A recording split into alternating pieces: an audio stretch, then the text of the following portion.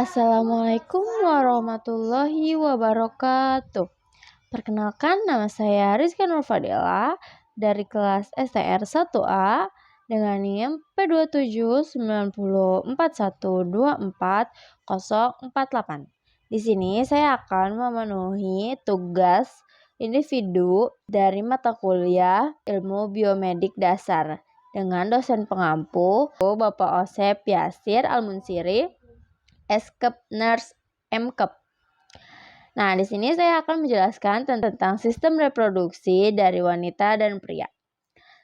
Organ reproduksi wanita eksternal adalah organ yang berada di luar tubuh dan termasuk dalam sistem reproduksi wanita. Organ-organ tersebut adalah ada vulva. Vulva itu istilah umum untuk semua struktur yang membentuk alat kelamin luar wanita.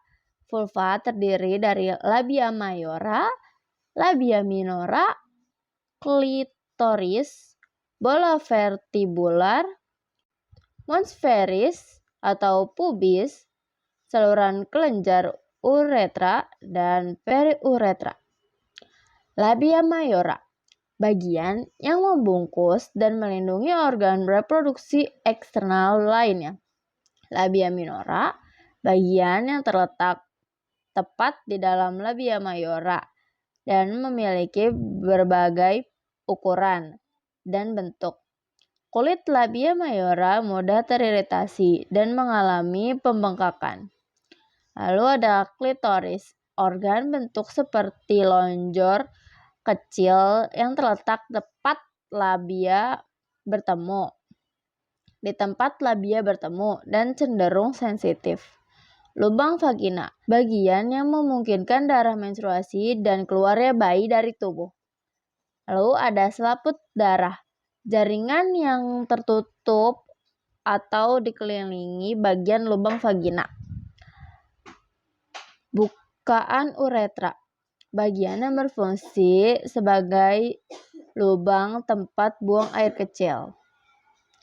Fungsi organ reproduksi wanita eksternal adalah memungkinkan sperma masuk ke dalam tubuh, melindungi organ genital internal dari organisme menular, memberikan pelumas dan kenikmatan seksual. Lalu ada organ reproduksi wanita internal, yaitu terdiri dari urin fundus, memiliki beberapa fungsi, yaitu peran dalam kontraksi saat persalinan, mengukur pertumbuhan janin, menyangga, dan tempat implantasi embrio. Yang kedua ada tuba falopi. Setiap wanita memiliki 2 tuba falopi, satu di sisi kanan dan satu di sisi kiri rahim. Fungsi dari tuba falopi adalah membawa ovum ke bagian ujung atau infundibulum sehingga ke bagian rahim. Ketiga, ada uterus atau rahim. Rahim merupakan organ yang bentuk dan ukurannya kurang lebih seperti buah pir. Rahim dibagi menjadi 2 bagian, yakni serviks dan korpus. Fungsi utama rahim yakni untuk menjaga kelangsungan hidup janin yang sedang berkembang. 4. Ovarium, menghasilkan hormon progesteron dan estrogen, dan juga berperan penting dalam menghasilkan ovum atau sel telur yang tubuh butuhkan untuk pembuahan. Yang kelima ada fimbria. Fungsi utama fimbria adalah untuk menangkap sel telur yang dilepaskan oleh ovarium selama ovulasi. Yang keenam ada rahim. Nah, rahim itu terdiri dari 3 lapisan, yaitu ada perimetrium, myometrium, dan endometrium. Perimetrium yaitu lapisan pelindung yang ada di luar. Kalau myometrium lapisan tengah yang sangat berotot. Inilah yang mengembang selama kehamilan dan berkontraksi untuk mendorong bayi keluar. Kalau endometrium lapisan dalam atau lapisan rahim. Lapisan rahim ini luruh selama siklus menstruasi. Nah, yang ketujuh ada serviks. Fungsinya adalah sebagai jalur keluarnya darah menstruasi dan melindungi dari kuman berbahaya. Yang kedelapan ada vagina.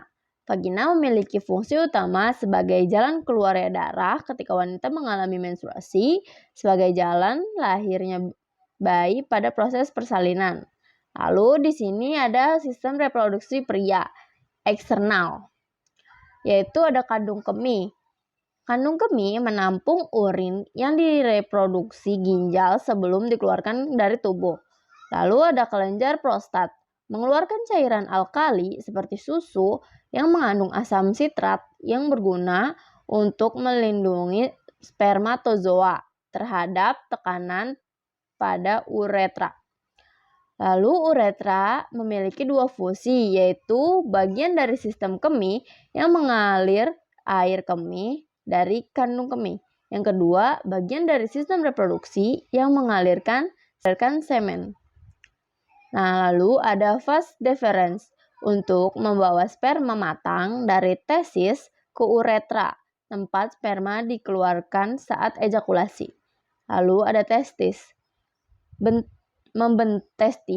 Fungsi testis membentuk gamet-gamet baru, yaitu spermatozoa, dilakukan di tubulus seminiferus dan menghasilkan hormon testosteron.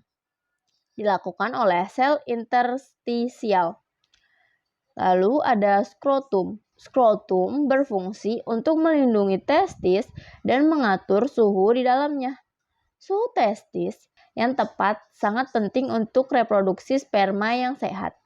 Lalu ada kepala penis atau gland penis, berfungsi sebagai saluran keluarnya urin dan air mani. Bagian yang sangat sensitif terhadap rangsangan seksual karena mengandung banyak saraf. Lalu yang terakhir ada lubang penis.